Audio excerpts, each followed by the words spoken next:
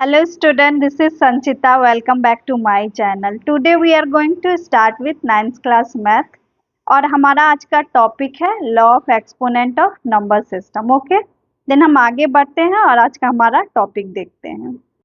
तो टॉपिक है हमारा लॉ ऑफ एक्सपोनेंट्स। तो ये अप्लाई कहाँ होते हैं? तो हम क्या पढ़ रहे हैं बच्चों? तो हम पढ़ रहे हैं नंबर सिस्टम। तो ये क्या पे अप्लाई होंगे? तो नंबर्स पे होंगे। ओके, तो अब हम कोई भी एक नंबर ले सकते हैं। जैसे मैं एक नंबर लेती हूँ और समझाती हूँ कि होता क्या है ये लॉ ऑफ एक्सपोनेंट। तो मैं एक नंबर ले रही हूँ, तो वो है 16। ठीक है, कोई भी नंबर ले सकते हो और 16 को हम ऐसे रिप्रेजेंट करते हैं। ठीक है, लेकिन और भी क्या तरीका होता है जैसे हम 16 को रिप्रेजेंट कर सके? तो 16 को हम प्राइम फैक्टराइजेशन से भी रिप्रेजेंट कर सकते हैं। वो कैसे होगा? तो वो होगा अगर हम 2 इंटू 2 इंटू 2 इंटू 2 लिखे तो ये क्या हो गया? ये प्राइम फैक्टराइजेशन हुआ। इससे ज्यादा हम इसके फैक्टर्स को एक्सटेंड नहीं कर सकते। ओके, तो ये एक प्राइम फैक्टराइजेशन होता है। आप पहले की क्लास में पढ़ चुके हो, इसीलिए मैं इसके डिटेल्स में नहीं जाऊंगी। ठीक है, तो इसे कैसे प्राइम फैक्टराइजेशन में हमने ऐसे लिख दिया। और कैसे रिप्रेजेंट कर सकते हैं?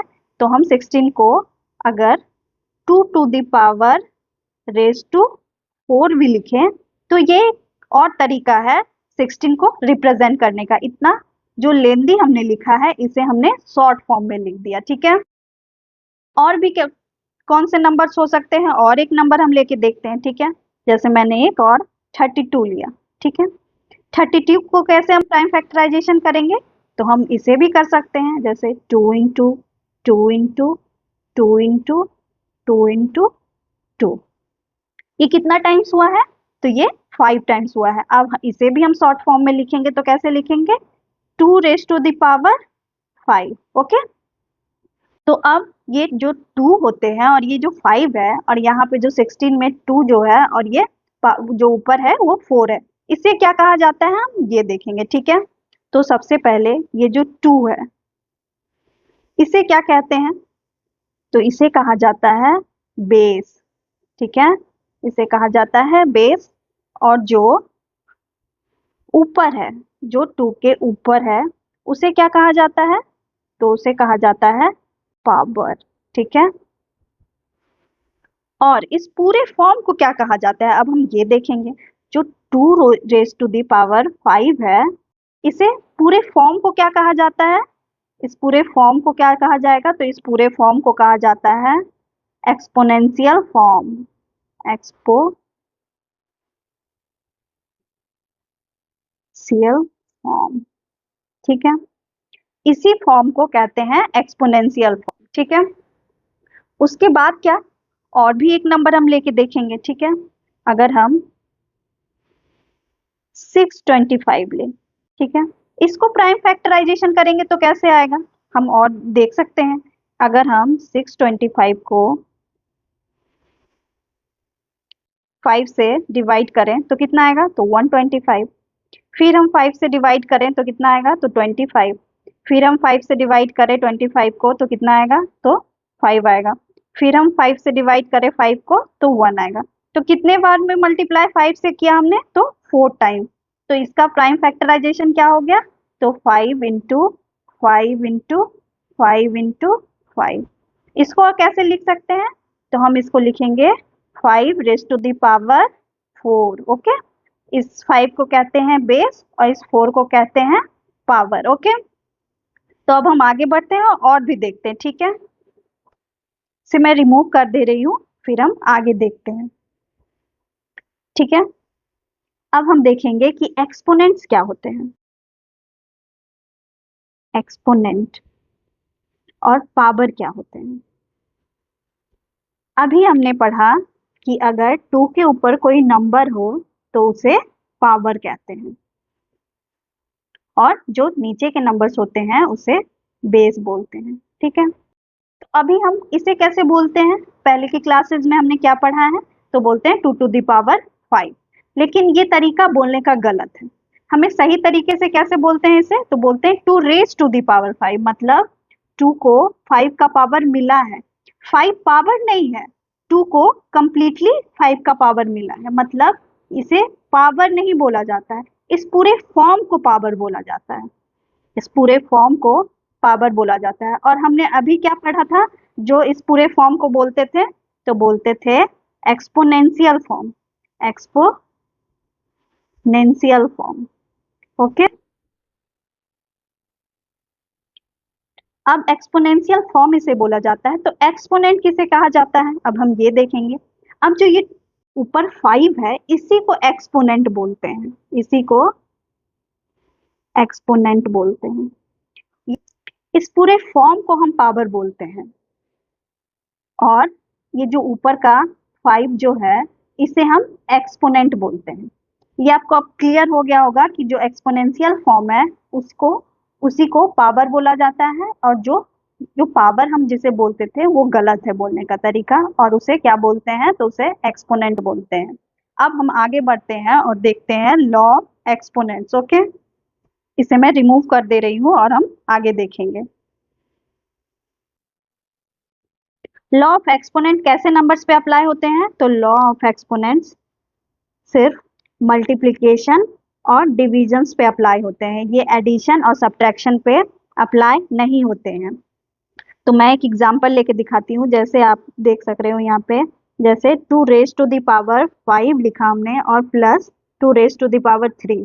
तो ये जो हम लॉज अभी पढ़ेंगे, ये ऐसे नंबर्स पे अप्लाई नहीं होते हैं। अगर इनका साइन यहाँ पे अगर मल्टीप्लाई हो और डिवीजन हो, तभी हम ये लॉज इस नंबर्स पे अप्लाई कर पाएंगे। ठीक है, तो अब हम आगे बढ़ते हैं और देखते हैं हमारा फर्स्ट लॉ।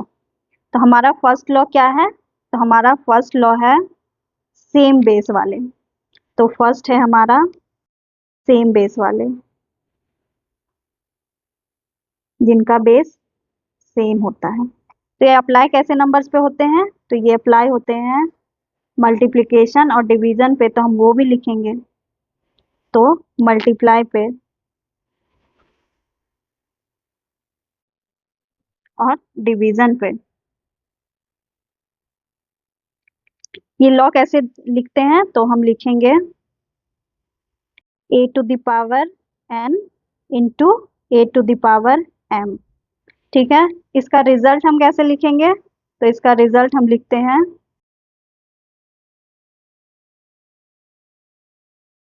Add exponent. मतलब हम इसके पावर्स को ऐड कर देंगे। हम बेस 1 लिखेंगे, जैसे सिंगल बेस लिखेंगे a का पावर n प्लस m। हमने पावर को ऐड कर दिया, हमने जैसे यहाँ रिजल्ट में लिखा था कि ऐड एक्सपोनेंट, तो हमने एक्सपोनेंट्स को ऐड कर दिया, तो ये हमारा रिजल्ट है। अब हम इसका एग्जांपल्स भी देखेंगे। मैं इस तरफ एक एग्जांपल लेके आपको बताती हूँ। तो इसका एग्जांपल जैसे हमने लिया 17 power of 2, 17 raise to the power 2 multiply 17 raise to the power 5। तो इसको कैसे करते हैं हम, तो लिखेंगे जैसे हमने यहाँ पे लिखा है, 17 पावर्स ऐड हो जाएंगे, जो एक्सपोनेंट्स है वो ऐड हो जाएंगे, तो 2 प्लस 5। तो 17, 5 प्लस 2 कितने होंगे, तो 7। तो ये हमारा आंसर हो गया, ये हमारा आंसर हो गया। ठीक है, तो अब हम डिवीजन का देखते हैं। तो डिवीजन का कैसे लिखेंगे हम, तो डिवीजन का लिखेंगे a to the power n divided by, sorry power नहीं बोलना है हमें, a raise to the power n और a raise to the power m। Okay, इसका रिजल्ट क्या होगा, तो इसका रिजल्ट होगा first exponent subtract to second exponent. Okay, ये फर्स्ट एक्सपोनेंट सब्ट्रैक्ट हो जाएंगे सेकेंड एक्सपोनेंट से, तो वो हम कैसे लिखते हैं, तो हम लिखेंगे a, जैसे यहाँ पे a है बेस, तो फर्स्ट कौन से है, तो n है, तो n और सब्ट्रैक्ट करेंगे सेकेंड वाले से, तो m। तो ये इसका रिजल्ट हो गया डिवीजन का। ठीक है, तो अब इसका भी एक एग्जाम्पल देखेंगे हम कि इसका एग्जाम्पल क्या होता है। तो मैं इस एग्जाम्पल को मिटा देती हूँ और हम डिवीजन का एग्जाम्पल देखते हैं। तो डिवीजन का एग्जाम्पल जैसे हमने लिया 2 to the power 6 divided by 2 to the power 2 raised to the power 4। Okay, तो कैसे करेंगे? तो 2 कॉमन हो जाता है बेस इनका, और इसको कैसे लिखेंगे हम? तो फर्स्ट एक्सपोनेंट क्या है? तो 6 है, और सेकेंड एक्सपोनेंट क्या है? तो 4 है। तो क्या करेंगे? सब्ट्रैक्ट कर देंगे, और इसका आंसर क्या हो गया? तो 2 रेज टू दी पावर 6 को 4 से सब्ट्रैक्ट करेंगे तो कितना बचा? तो 2। तो इसका आंसर हो गया 2 raise to the power 2। Okay, तो और एक एक एग्जाम्पल हम लेके देखेंगे इन दोनों का, तो आपको क्लियर से समझ आएगा। तो फर्स्ट मैं फिर से एक मल्टीप्लिकेशन का एग्जाम्पल देती हूँ आपको, ठीक है। अगर हमने ऐसे लिखा कि 5 raise to the power 4 multiply of 125 का पावर 1, तो ये कैसे होगा? ये तो आप बोलोगे कि बेस सेम नहीं है, तो हम इसे कैसे करेंगे? मल्टीप्लिकेशन वाला लॉ अप्लाई। तो आप यहाँ पे देखो ये क्या लिखा हुआ है, 5 रेज टू दी पावर 4, और ये क्या है? 5। अगर हम 125 को प्राइम फैक्टराइजेशन करेंगे तो कैसे होगा? तो मैं इस तरफ करके दिखाती हूँ। अगर 125 को हम प्राइम फैक्टराइजेशन करेंगे तो यहाँ पे सबसे पहले ये 5 से कटेगा, तो ये कितना हुआ? तो ये 5 हुआ। फिर हम 5 से काटेंगे तो फिर ये कितने बार? नहीं, ये 25 हुआ। फिर हम 5 से काटेंगे तो कितना बार में कटेगा? तो 5 बार में। फिर इस 5 को काटेंगे तो कितने बार में कटेगा? तो 1 टाइम्स। तो ये कितने बार में कटा है? तो 3 टाइम्स, ठीक है। तो अब हम इसे कैसे लिख सकते हैं? तो लिखेंगे 5 रेज टू द पावर 3। तो इसका आंसर फिर क्या हो जाएगा? तो 5 बेस सेम ले लेंगे, और ये मल्टीप्लिकेशन में है तो हमारा रिजल्ट क्या था? Add exponent. तो हम इन दोनों के एक्सपोनेंट को ऐड कर देंगे, जैसे 4 + 3। तो इसका रिजल्ट क्या हो गया? तो इसका रिजल्ट हो गया 5, 4 + 3 करेंगे तो कितना आएगा? तो 7। तो इसका रिजल्ट हो गया 5 रेज टू द पावर 7। ये हमारा मल्टीप्लिकेशन का और एक एग्जाम्पल हो गया, ठीक है। तो ये आप अच्छे से समझ गए होंगे। अब हम डिवीजन का भी एक एग्जाम्पल देखेंगे। तो अब हम देखेंगे, हमने एक्सपोनेंट को माइनस में अब लेंगे तो अब क्या होगा? तो अगर हमने 3/9 और इसका पावर हमने माइनस में लिया, जैसे -4 और डिवाइडेड बाय -3/9 और पावर 2, ठीक है। अब इसको कैसे करते हैं? इसका रिजल्ट क्या है? तो first exponent minus second exponent. तो इसका पावर तो सेम है तो हम पावर लिख देंगे 9, और फर्स्ट को फर्स्ट एक्सपोनेंट डायरेक्ट लिख देंगे, और सेकेंड एक्सपोनेंट जो है उसे हमें माइनस करना होता है। तो ये जो 2 है तो ये क्या हो जाएगा? तो -2। इसका रिजल्ट क्या हो जाएगा? तो इसका रिजल्ट होगा -3/9। अब दोनों को माइनस माइनस दोनों का साइन है तो क्या हो जाएंगे? तो प्लस हो जाएंगे, साइन माइनस रहेगा तो -6। तो इसका रिजल्ट हो गया -1/3 का एक्सपोनेंट -6। ओके, अब आपको ये समझ आ गया होगा कि हम कैसे सॉल्व कर रहे हैं डिवीजन और मल्टीप्लिकेशन को अगर बेस सेम रहे तो। से मैं रिमूव कर दे रही हूँ, और हम अब हमारा नेक्स्ट लॉ देखेंगे। अभी हमने क्या देखा था? सेम बेस, और नेक्स्ट हम क्या देखेंगे? सेम एक्सपोनेंट, मतलब अब हमारा एक्सपोनेंट सेम होगा। तो सेम एक्सपोनेंट, इसे भी हम कैसे करते हैं? तो इसे भी हम दो तरीके से करते हैं, इसे भी हम दो तरीके से करते हैं। फर्स्ट हम क्या देख रहे हैं? तो फर्स्ट हम देखेंगे मल्टीप्लिकेशन का, जैसे हमने वहां देखा था। तो क्या लिखेंगे? तो लिखेंगे a raise to the power n, और इसमें मल्टीप्लिकेशन का है तो मल्टीप्लिकेशन का साइन देंगे। इसमें बेस डिफरेंट होंगे और एक्सपोनेंट सेम होंगे, तो बेस हम दूसरा लेंगे, हमने b ले लिया, और एक्सपोनेंट सेम है तो हम एक्सपोनेंट n ही लेंगे, ठीक है। तो इसका रिजल्ट क्या होगा? तो पहले हम डिवीजन का देखते हैं कि डिवीजन को हम कैसे लिखते हैं।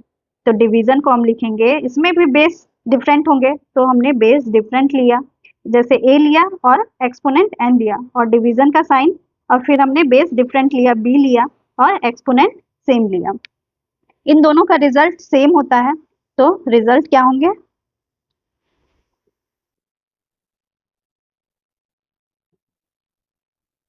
रिजल्ट होता है एक्सपोनेंट कॉमन। इसमें एक्सपोनेंट होते हैं, उसे हम कॉमन ले लेते हैं, ठीक है। तो इसे लिखेंगे कैसे हम? तो इसे लिखते हैं हम, इसे हम लिखेंगे a मल्टीप्लाई b और whole to the exponent of a into b is n। Okay, और इसे कैसे लिखेंगे? तो इसे भी हम सेम लिखेंगे, जैसे a डिवाइडेड, डिवीजन का sign, b whole raise to the power n। Okay, इसे हम ऐसे लिखेंगे डिवीजन को और मल्टीप्लिकेशन को ऐसे। अब हम एग्जाम्पल लेके देखते हैं। फर्स्ट हम मल्टीप्लिकेशन का एक एग्जाम्पल लेके देखेंगे। तो फर्स्ट हमारा एग्जाम्पल है, एग्जाम्पल फर्स्ट है 7 रेज टू द पावर 3 और बेस डिफरेंट लेना है और एक्सपोनेंट सेम लेना है। तो बेस हम कुछ भी लेंगे और एक्सपोनेंट हमारा सेम रहेगा। तो इसे कैसे सॉल्व करेंगे? तो हमें 7 और 9 को एक जगह लिखना है ब्रैकेट में और एक्सपोनेंट को कॉमन ले लेना है। तो हमने कॉमन ले लिया। अब हम क्या करेंगे? 7 इंटू 9 करेंगे तो कितना होगा? तो 63 और एक्सपोनेंट क्या है हमारा? तो 3। तो ये हमारा रिजल्ट हो गया। और हम एक एग्जाम्पल लेके देखते हैं, सेकेंड एग्जाम्पल। तो सेकेंड एग्जाम्पल हमारा है 5 raise to the power 6 multiply 1/5 का रेज टू द पावर 6। तो हमारा बेस डिफरेंट है और एक्सपोनेंट सेम है। तो इसे हम कैसे लिखेंगे? तो 5 इंटू 1/5 और पावर जो एक्सपोनेंट है वो कॉमन आ जाएंगे, तो हमने कॉमन ले लिया। अब 5 5 कट गया तो हमारा क्या बचा रिजल्ट? तो 1 रेज टू द पावर 6। तो ये हमारा रिजल्ट हो गया। ओके, तो अब हम डिवीजन का देखते हैं। डिवीजन का हम देखेंगे एग्जाम्पल्स। तो मैं इस तरफ करती हूँ डिवीजन के लिए। तो फर्स्ट एग्जाम्पल हम डिवीजन का देखेंगे। तो हमारा एग्जाम्पल हो गया, जैसे हमने लिया 16 raise to the power 9 divided by 4 raise to the power 9। अब हम इसको डिवाइड करेंगे तो हम कैसे करते हैं? तो हमें इसमें कॉमन लेना होता है, सेम है इन दोनों का प्रोसेस। तो हम कैसे लिख सकते हैं इसे? 16 डिवाइडेड बाय 4 और हम कॉमन क्या ले लेंगे? तो 9। 4 16 से 16 4 से 4 टाइम्स में कट गया तो हमारा आंसर क्या हो गया? तो 4 रेज टू द पावर 9। ये हमारा रिजल्ट हो गया। ओके, ये हमारा रिजल्ट हो गया। तो अब हम आगे बढ़ते हैं और देखते हैं हमारा नेक्स्ट लॉ। ये सेकंड हमने कंप्लीट कर लिया, ठीक है। ये आपको समझ आ गया होगा। इसी सेकंड का एक रिवर्स भी होता है जो मैं अब बताऊंगी, ठीक है। तो इसके एग्जांपल्स को मैं हटा दे रही हूँ और इसके रिवर्स को मैं बताऊंगी, जो आपके थर्ड होगा, थर्ड लॉ ऑफ होगा, लॉ ऑफ एक्सपोनेंट। तो इसका रिवर्स होता है, तो वो कैसे होगा? ये सेकंड था, वो हमने सेम बेस फर्स्ट पढ़ा था, ये सेकंड था, अब मैं थर्ड बता रही हूँ। थर्ड नंबर इसका रिवर्स होता है। जो इसका ये रिजल्ट है, ये इसके रिजल्ट को हम रिवर्स कर देते हैं। जैसे हमने यहाँ पे लिखा था ना a into b into n, तो इसका रिवर्स होता है। जैसे कोई आपका ऐसे दिया हो, आपके क्वेश्चंस में ऐसे दिया हो, तो इसको हम रिवर्स भी करते हैं। जैसे a को हम n का पावर दे देंगे और b को हम n का पावर दे देंगे, तो ये इसका रिवर्स हो गया। वैसे ही डिवीजन में भी करते हैं। अगर a डिवीजन b रहे और पूरा का पावर रहे तो हम पावर्स को डिवाइड कर देंगे, मतलब a raise to the power n divided by b raise to the power n। तो ये हमारा सेकंड का रिवर्स है। ये भी आप सेम ही एग्जांपल्स, मैं भी एक एग्जांपल देके बताती हूँ आपको। जैसे एक एग्जांपल्स हो गया 2 into 3 raise to the power 3। तो इसे हम कैसे लिखेंगे? तो लिखेंगे 2 raise to the power 3 multiply 3 raise to the power 3। तो इसे हम इसी तरीके से लिख, मैं डिवीजन का भी एग्जांपल लेके बताती हूँ इस तरफ। जैसे हमने किया है कि 5 डिवाइडेड बाय 6 और whole to the whole raise to the power 3। तो इसको कैसे हम लिखेंगे? तो लिखेंगे 5 का power 3 divided by 6 raise to the power 3। तो इसे हम ऐसे लिखेंगे। तो ये हमारा सेकेंड का बिल्कुल रिवर्स है, तो इसको क्या लिख सकते हैं, तो लिखेंगे रिवर्स ऑफ सेकेंड। ओके, इसे हम क्या लिख सकते हैं, तो इसको लिख सकते हैं रिवर्स ऑफ सेकेंड। तो आपको ये तीनों लॉ समझ आ गए होंगे। अब हम नेक्स्ट पे जाते हैं। ठीक है, इसे मैं रिमूव कर दे रही हूँ, इसे मैं रिमूव कर दे रही हूँ। हमारा नेक्स्ट लॉ है तो एक्सपोनेंट ऑन एक्सपोनेंट। तो ये कैसे लिखते हैं, तो मैं अभी दिखाती हूँ आपको। तो ये हमारा फोर्थ हो गया जो है एक्सपोनेंट ऑन एक्सपोनेंट। इसको आम भाषा में भी आप बोलते हो कि पावर के ऊपर पावर। कैसे बोलते हैं हम, पावर के ऊपर पावर, पावर के ऊपर पावर। ये हम आम भाषा में बोलते हैं, ऐसे तो हम पावर बोलते ही नहीं है, आपको मैं पहले भी समझा चुकी हूँ, इसीलिए बस इसे आम भाषा में याद रखने के लिए लोग बोलते हैं। तो इसे हम कैसे लिखते हैं, तो इसे हम लिखते हैं जैसे ए के ऊपर पावर है, मतलब ए एक्सपोनेंट ऑफ ए है, एन हमने लिखा, और इनका होल पावर टू, मतलब इनका होल एक्सपोनेंस है एम, मतलब A raise to the power N और whole raise to the power M. Okay, तो इसका रिजल्ट क्या होता है, तो इसका रिजल्ट होता है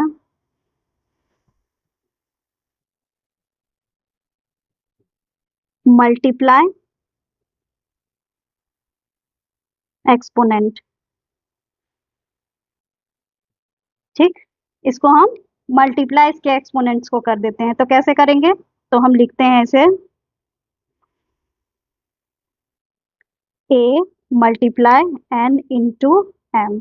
ये हमारा आंसर हो गया। ठीक है, तो इसका एग्जाम्पल्स भी हम देखेंगे। तो इसके एग्जाम्पल्स होते हैं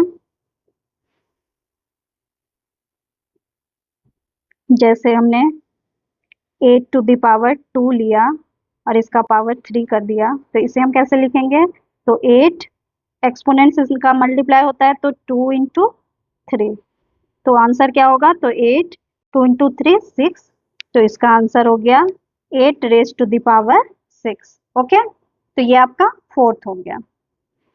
आपको अब चारों लॉ समझ आ गए होंगे। ठीक है, अच्छे से।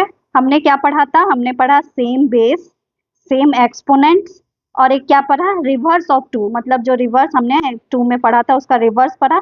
और थर्ड फोर्थ हमने क्या पढ़ा, तो एक्सपोनेंट ऑन एक्सपोनेंट, पावर के ऊपर पावर। ठीक है, तो अब हम एक फिफ्थ भी देखेंगे। ठीक है, फिफ्थ हमारा क्या है, तो है हमारा फिफ्थ पावर जीरो। अब ये क्या होता है, पावर जीरो। अब ये क्या होते हैं, तो जैसे किसी भी नंबर पे, जैसे हमने ए के ऊपर पावर जीरो कर दिया, जैसे हमने -3 के ऊपर पावर जीरो कर दिया, जैसे हमने 1/2 के ऊपर पावर जीरो कर दिया, जैसे हमने किसी भी इक्वेशन के ऊपर, जैसे a plus b plus c power zero, मतलब एक्सपोनेंट जीरो, तो इनका रिजल्ट क्या होता है, तो इनका सभी का रिजल्ट 1 होगा। जिनका पावर जीरो होता है उनका रिजल्ट 1 होगा, चाहे वो नंबर्स नेगेटिव में ही क्यों ना हो, जैसे 3/4 भी हो, -3/4, और उनका पावर जीरो है तो भी वो 1 होगा। इसका मतलब है कि जिनके पावर जीरो होते हैं उनका वैल्यू क्या हो जाता है, उनका वैल्यू 1 हो जाता है। ये आपको अच्छे से अब समझ आ गया होगा कि पावर जीरो किसे कहते हैं। ठीक है, हम एक,